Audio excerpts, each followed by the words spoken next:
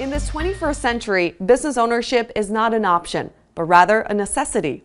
So let me ask, are you tired of working for someone else, lining their pockets from your skills and sweat equity? Are you ready to use your drive and ability to own and operate your own personal care business? NBHS of Georgia has helped hundreds of everyday people, including nurses and healthcare professionals, retire early, turn in keys and badges, and realize a lifestyle they never envisioned. Don't just take my word for it. Allow successful entrepreneur, personal care business consultant, and registered nurse, Mr. Ernest G Flagg, to tell you himself. Start with business came early on in life. As a kid, I always had that enterprising disposition and that character of go get it, that spirit of just push and don't accept no, and always seek a solution, and just I wasn't defined by what was around me, because what was around me was bleak. Even though I did go to class occasionally and I wasn't inspired, I was extremely intelligent and could figure things out. And I remember helping my mom try to license a group home, or adult foster care home, which, it wasn't all that intelligent. My mom kind of had I want to say, a 6th grade education, raising 2 kids, and then, 2 boys, 2 hard-head boys, 2 knucklehead boys. A house on Aurora Street on the corner, and it was upstairs, downstairs, needed some work, but it was already licensed as a group home.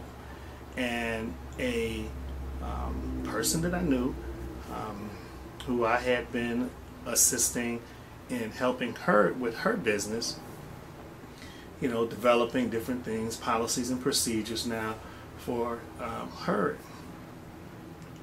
She had this one closed, and I came with this bright idea, but she was still paying rent on it. I was like, oh, let me get an opportunity to open it up, and I'll fix it up, put money into it, and you won't have to pay the rent on it, and I can work under your existing license because it was already licensed. She's like, okay. I'm like, oh. Haven't been doing many videos as much as I should have. I probably can attribute that to a lot was taken out of me with the death of my partner, Dr. Frederick Salzburg. And so I'm still trying to adjust to that. He was the one who really inspired me to kind of promote video and to be the face of the company, and to as well lead to lead internet, YouTube, Google in this industry by way of face-to-face contact, face-to-face or sort of video delivery of our message, our business, our ability to develop personal care businesses nationally, make business dreams a reality, as well as to hammer the notion that business ownership is a necessity. It is very, very tough. This is a very tough economy right now. Jobs are not plentiful as they once were. You have people graduating from college and they can't get a job. You have people graduating from college and jobs that they do get are mediocre. They're substandard. They're, people with masters and PhDs making $10 an hour. I mean, what's that about? And to a large degree, I feel that these universities and many of our academicians, heads of states and state departments, to a large extent, are failing people, the youth of this generation. Look at the millennials. They almost seem, to a large extent, they almost seem lost. People are graduating with $100,000 student loans, and they can't get a job. I mean, that's a crime. That should be perceived as a crime. It is sad. That is very sad, because these universities are selling to us the notion that if you come here, you're gonna and you get this particular degree, you're gonna make this kind of money. You're gonna be in high demand. You're going to be able to do this. You're going to be able to do that. And it is so far from reality, it is sad. That's not what's occurring, and that is far from what is occurring. Over the last 20 years, I have been consistent with the delivery of our message.